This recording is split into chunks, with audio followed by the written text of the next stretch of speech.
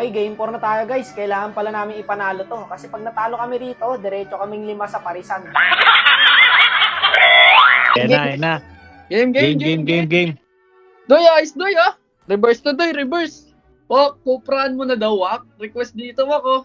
Magkukupra na sana ako dito guys. Kaso stream snipe talaga sila DJY. Ano yung Cobra? Ano ba natin Doy kay DJY? Why Yusin? Sinsin. Yusin pa. Iya besi yung Sinsin pre. Daya nyo pala guys eh. Sinasabi nyo pala yung drop namin eh. Kaya pala kami patalo eh. Doy, Puro kung hero sa- mo lahat yan, Doy. Oo, Doy, kung sa MPL yan, Doy. Gogi, nakakatuwa yan, Doy. Parang ano, kahit talo kayo, Doy, alam mo yun, nire-respeto ka, Doy. Kita mo, pinabaniro mo, Aldous Preya, Doy. Bihira yan, Doy. Inubusan nila ng hero si Bidoy guys. Kaya pinag-mid namin kasi gusto din niya eh. Sabi niya mid daw siya. So eto, kailangan talaga naming manalo dito guys para magka-game 5. Kasi pag natalo kami rito, wala na. GG na kami. Grabe yung pakito dito, pre.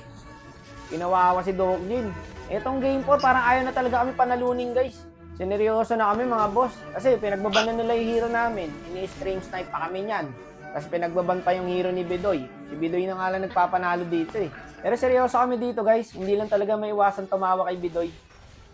Legit, pre. Gusto namin talunin to sila DJY. Kaso dinadaya kami. Puso lang to, boss. Hindi tayo matatalo. Hindi Reverse talaga tayo pwede matalo dito, boss. Pilit na yan, guys. Kung ano nakikita yung galaw namin dito, sagad na yan. Lah! Dito nga, putik na yan. Mga wala na silang patawad, boss. Talagang bibigyan na nila kung bibigyan. Si James Punks, nahirapan na rin eh. Pata isa lang ang pro player namin. Sa kanila, 4 na pro eh. Si Katsu, Pinoy kasi to guys eh. Content creator to eh. Hindi ko sure ah.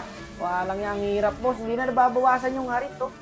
Ang hirap na talaga, boy. Kung ikaw si James Punks dito, puta, dadaan ka sa butas ng karayom. Pero trinay pa rin namin yung best namin, guys. Ang ganda sana ng conceal namin dito. Nahuli kay YSS. Ayun pala, hindi sila nakasunod. Ang ganda ng ipit ko dyan, oh. Narangan sila ng pakito, guys. Kaya nangyari, ako pa yung nasangkalan. Tapos nakaset yung drop. Hindi na sila nagsasalita, boy. Hindi na nakagalaw. Nag-off mic kasi sila, guys. Ang sabi kasi, focus daw. Kung alam nyo lang, boss, gustong-gusto namin ipanalo tong laban na to. Sadyang ang hirap lang talaga. Kasi mga pro player eh. Ba't kasi nag-pro player pa kayo? Opinion na nyo. Patas lang sana to kung hindi kayo pro player eh. Eh ito boss oh, kaso may flicker. Dito 1v1 sila oh. I will solo kill you, DJY. Wala, panis talaga si DJY kay Punks guys. Tatotosin lang. Ang inang hirap ah. Naipit pa ako dito boy, di ako nakadaan. Boy ka pa, Wak. Boy ka pa dyan, Wak. Wak, magsalita ka, Wak. No! Endable ba? Tapol ba sa bot? Ano ba ginamit? Nag-ulti nag-rock? Nag-ultimate na yung ano ha, yung Yusin Shin. GG. Oh! Guys, GG kami, GG. Mismatch! Di kaya. Masyado malakas. Mismatch. Nice try.